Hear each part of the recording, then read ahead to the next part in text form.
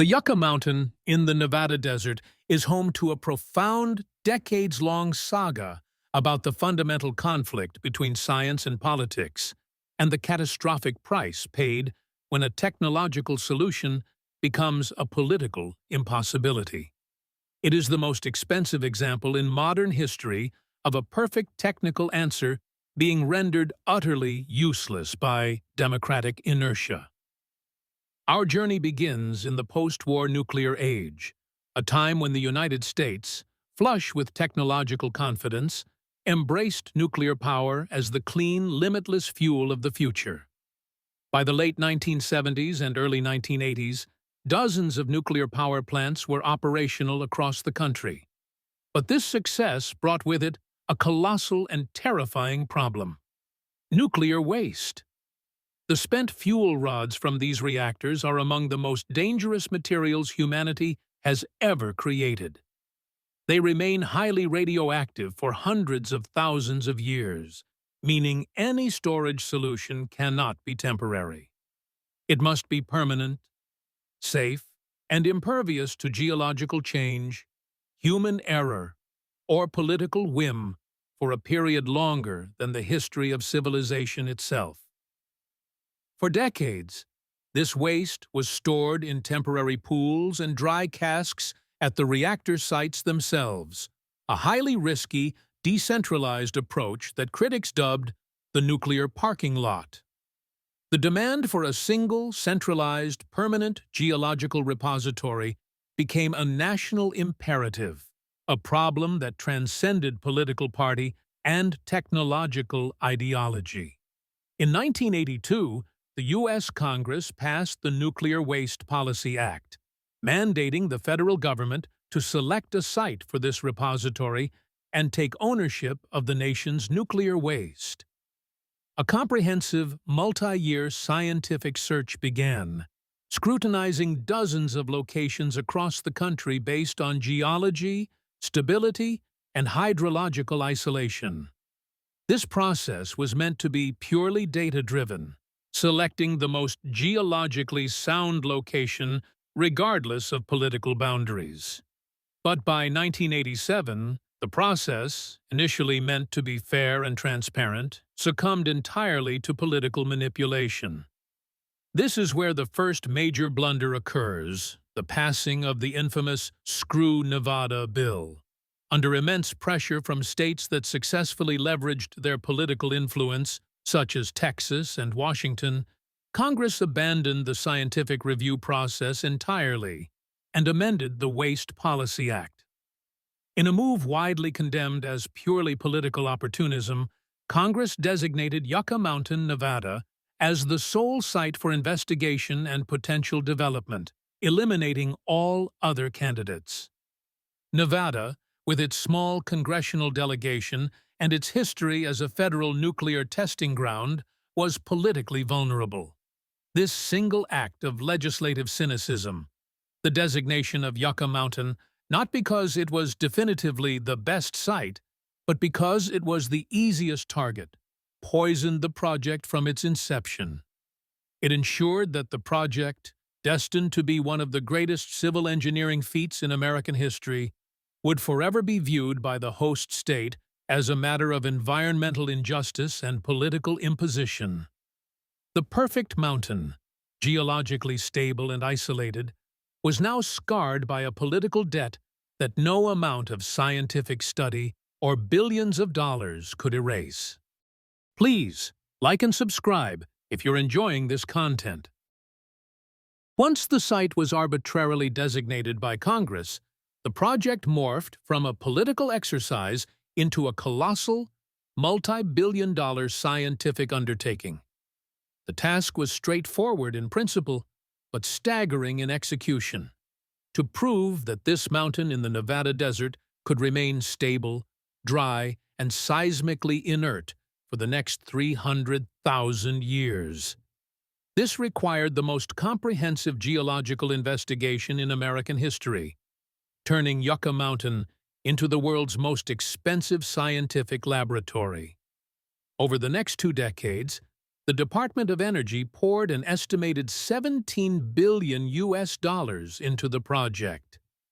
This immense sum covered geological drilling, hydrological studies, and most importantly, the construction of the Exploratory Studies Facility, ESF, the physical manifestation of the nation's commitment. The ESF was an engineering marvel, a massive network of tunnels bored directly into the heart of the mountain. Using specialized tunnel boring machines, engineers carved out a primary loop, nearly 5 miles long, deep beneath the desert surface.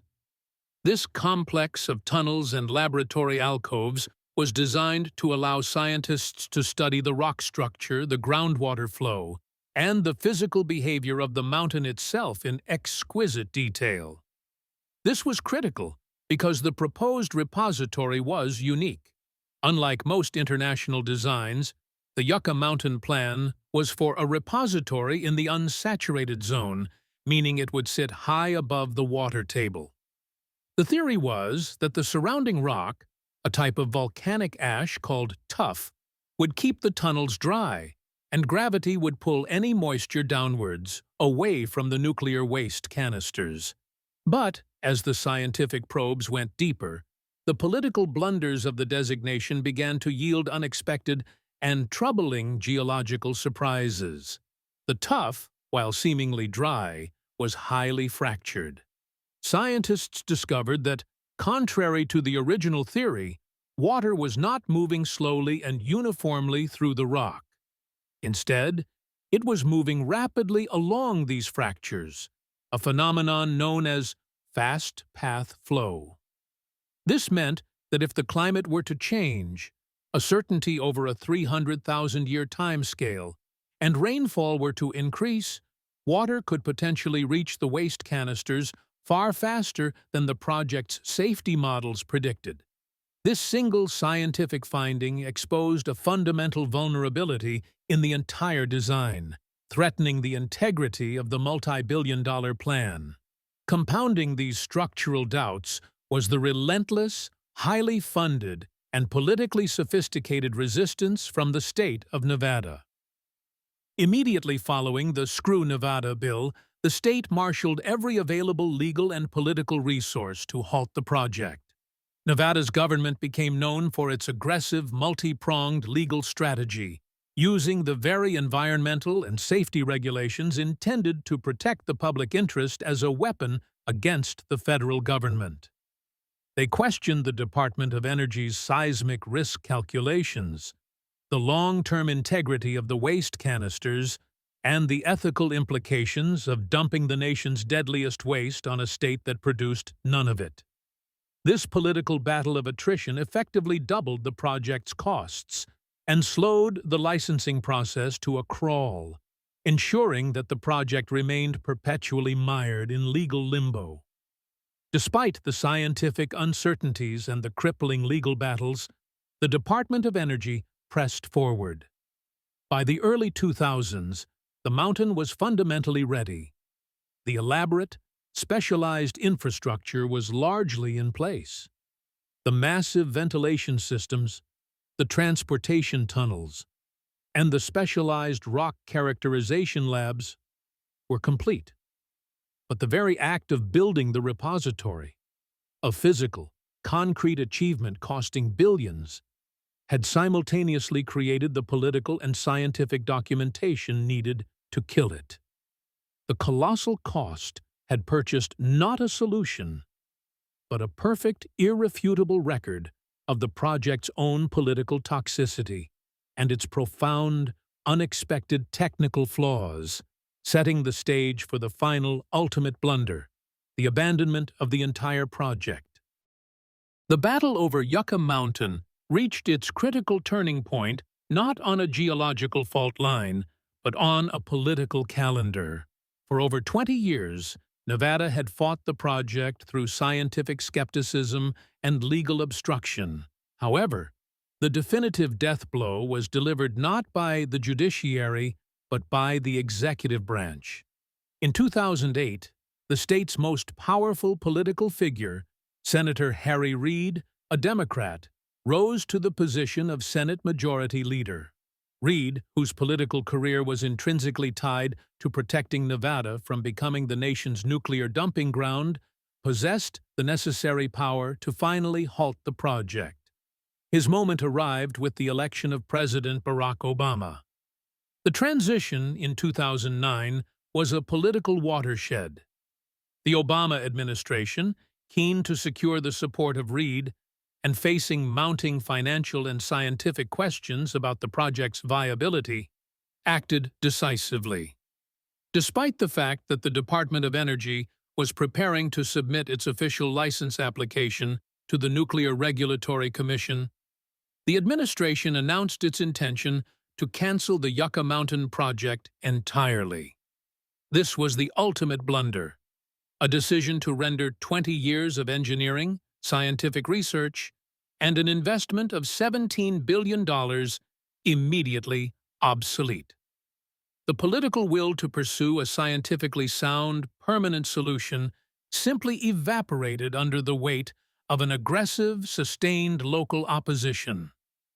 To execute the cancellation, the administration employed a tactic of administrative defunding. They directed the Department of Energy to withdraw the license application and ceased all funding for the project, effectively placing the multi-billion-dollar facility into indefinite mothballs. The cancellation was met with outrage from nuclear industry proponents and states hosting temporary waste storage. They argued that the government was violating the 1982 Nuclear Waste Policy Act, which legally mandated the federal government to dispose of the waste. Lawsuits were immediately filed, setting off a long and complex legal battle that continues to this day, with courts repeatedly ruling that the government cannot simply abandon its statutory responsibility. The financial absurdity of this cancellation is almost unparalleled in infrastructure history. The $17 billion investment resulted in a vast, complex, 5-mile network of tunnels and labs, a facility deemed by many experts to be technically sound, yet politically untouchable. The cost of maintaining this gigantic non-operational facility began immediately. Every year, millions of taxpayer dollars are spent simply to keep the tunnels dry, the ventilation running, and the facility secure, a colossal drain of resources for a mountain that holds zero nuclear waste. The government, unable to use the site but legally required to manage the waste, created a bureaucratic and financial vacuum. Furthermore, the cancellation failed to solve the original problem. The nation's 90,000 metric tons of highly radioactive spent fuel remained exactly where it was, at over 70 sites across 35 states, often near densely populated urban centers. The government's political surrender at Yucca Mountain was not a solution. It was a devastating delay that has only amplified the long-term risk and cost. The final verdict of the Yucca Mountain saga is that it was not a failure of science or engineering, but a failure of governance, a crippling inability to follow through on a critical national necessity when faced with localized political resistance, sacrificing an unprecedented investment in favor of short-term political expediency. The cost of this single decision continues to accrue every day. The waste sits precariously scattered across the country. Today, the tunnels bored deep into Yucca Mountain stand in utter silence, a vast, complex, and sterile testament to the power of political abandonment. The facility remains in a state of indefinite preservation, known in bureaucratic terms as non-licensing activities. This means the U.S. government continues to spend millions of dollars annually simply to maintain the tunnels, keep the lights on in the labs, and ensure the entire $17 billion investment remains secure and structurally sound, but completely devoid of its intended purpose. The mountain is an engineering masterpiece, a scientific laboratory, and, simultaneously, a financial black hole that costs taxpayers money every single day, achieving absolutely nothing.